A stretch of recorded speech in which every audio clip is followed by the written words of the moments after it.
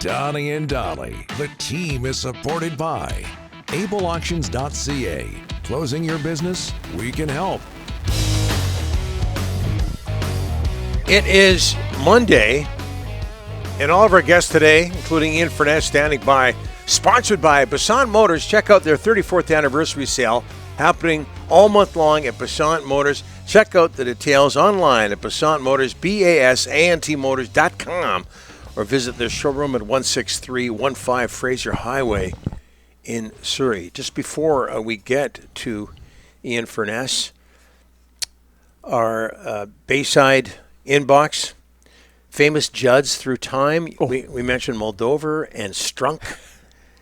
I don't know how I forgot this, but Judd Nelson of the Brat Pack, and let's not forget Judd Apatow. Oh yeah, Breakfast Club was Hollywood times. You remember Breakfast Club? Great movie. Molly Ringwald.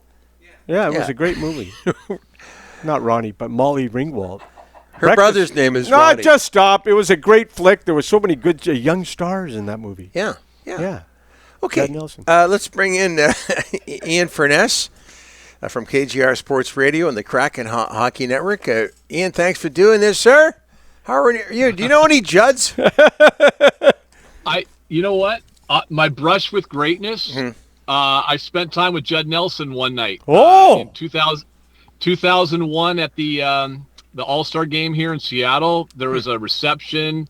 I was there with a guy that was a big deal with an NBA team. He invited me up for the weekend. I was still in Salt Lake, and we ended up at a back table at a reception. This little guy walks over and says, "Hey, man, you guys kind of hang out with you? I'm just kind of tired of signing autographs and doing stuff." I'm like, "Yeah." And we looked over and go, "You look familiar." And he goes, "Yeah, I'm Judd Nelson." I'm like, "Oh, okay, cool." And we just hung out. Yeah, good guy. Wow. I mean, I'll tell you this, little guy, but boy, we had a session that night. I mean, the Crown Royal, Rick. It was okay. There you go. It was going. Nice. Yeah, good guy though. I would put in the classifications. Good guy, Judd Nelson. Little guy, but good guy. Good guy. I have no idea how to segue into the rest of the conversation. But let's the Mariners. What's the final word on their season? Success or disappointment? Yeah. I mean, I think both. I think Donnie both. I mean, there's one team that's happy at the end, right? It's whoever wins this series with the Dodgers and the Blue Jays. But you got to be happy with. I mean, the run was fun. It was tremendous. They got the city fired up and excited, and all those things were great. I mean, the disappointment's there for sure. Obviously, the disappointment's there because of you have a 2-0 series lead, you have a 3-1 lead in the last game, and a deciding Game 7. And you can't close it out, and that's disappointing. But I think if you take a step back, look at the bigger picture, it was a heck of a season. Yeah, good times for Seattle sports. Much like Vancouver right now, Kraken playing well, and the Seahawks 5-2 on a bye, and 49ers get upset by Houston, so the Seahawks are officially a first-place football club. How impressed are you with their defense, Ian? Oh, I mean, it's impressive. It's also, it shouldn't be surprising, Donnie, because they hired a defensive, wizard, so to speak, in Mike McDonald. But, it took a year. I mean, and they said it would take a while for him to really get his defense installed and what he wants to do. It's really, there's a lot of communication. Every guy we've talked to, every player I talk to every week that's on the defensive side, they say the same thing. It's just, there's a lot of communication that's involved. Kind of like an offense, they do a lot of checks and at the line and check with me, and we'll move things around, and so it's not as simplistic as maybe some defenses are, maybe a little more complicated, so it takes a while. But they've got dudes up front that have played well. It's funny, they don't have the aircraft carrier rush end. Like they don't have that defensive end, like Will Anderson yesterday for the Texans against 49ers, for example, or a Bosa. Like they don't have that guy. They don't have that apps, but they're really good all the way around.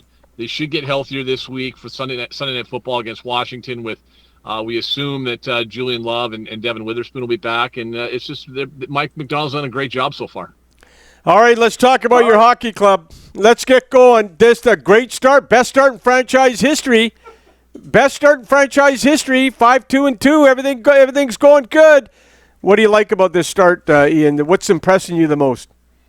Well, I think Lane Lambert and the coaching staff, I think there's a buy-in. The guys talked about it. Everly talked about it last night or 2 nights ago after the game. There's a there's a buy-in to what they're doing. Coaching makes a difference, guys. I mean, you know that as well as anybody. Coaching makes a difference. I think the two sports we just talked about Mike McDonald. Like the two sports that coaching makes the biggest difference are hockey and football. Period. End of story. Yeah. And you can't win with subpar coaching. You just can't. And I think Lane knows what he's doing. He's the defensive systems and structures maybe at times lead to not the most exciting brand of hockey, sure, but I say that, and there were times on Saturday against Edmonton that people watched that game. I'm sure on Hockey Night in Canada, they were up and down the ice, and they have a great ability, I think, to create some odd man rushes out of what they do structurally, defensively, and they've done that. They buried a couple of those chances on Saturday, and they're going to go as far as Joey's playing well.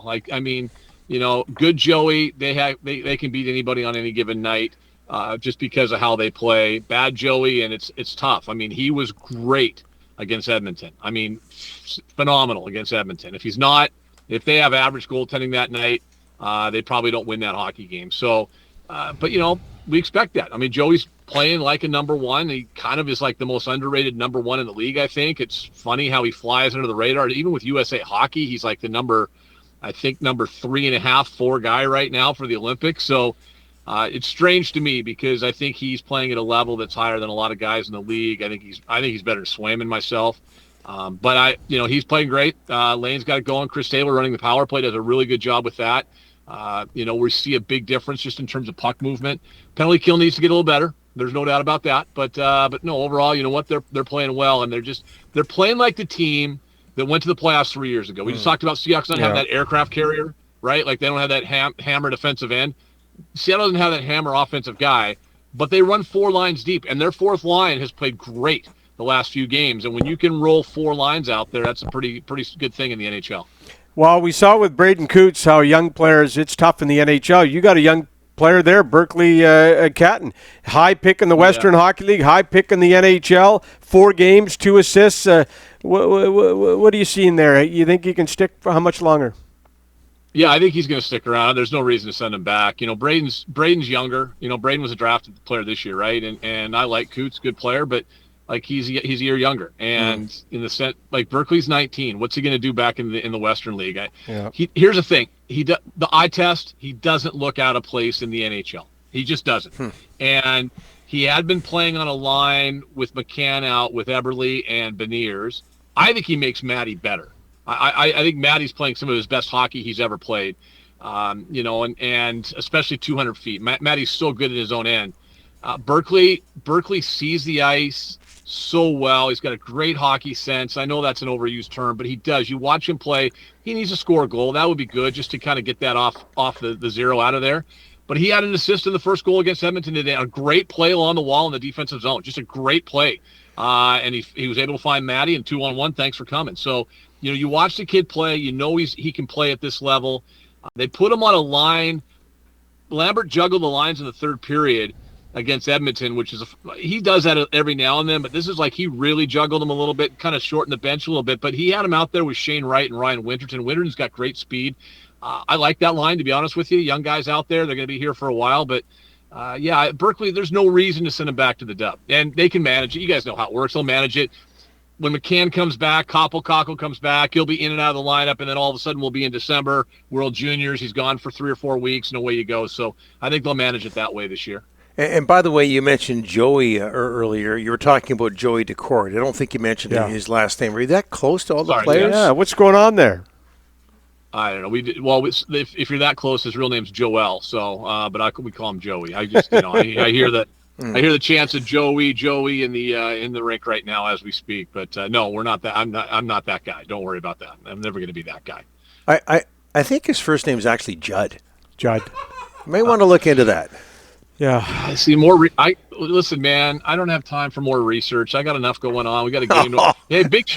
Big thanks, by the way, to our friends with Sportsnet or Hockey Night in Canada yesterday. Since Saturday, we had our truck got a power. We had massive issues down here, and we ended up taking the third period feed from our friends north of the border. Right, so we appreciate you guys, and then didn't even have to do a post game show. I just got to go home, and I watched After Hours later. It was a good night for Ian. Got paid the same, doesn't matter. Well, it's funny because I noticed that on Twitter, and I didn't know what was going on, but they said that the Kraken broadcast has never been better. So now it makes sense. They said it was the best post-game show I've ever done. It's unbelievable. I looked a lot like Ron McLean and so forth. Yeah, Fester looked like Kevin Bieksa. That's what's weird. People couldn't tell the difference. But yeah, that was good. Big thanks to them. It was awesome because just our luck. All the bummers we've done like last year and stuff through the struggles. We have a great game against Edmonton. That's right. And we don't have a chance to talk about it because of the we had the blustery weather and a power surge, and next thing you know, our trucks fried. So good times for the Kraken Hockey Network. Yeah, the weather's similar up here as you might expect. Ian, thanks for this. We'll talk to you next week. See you, Judd.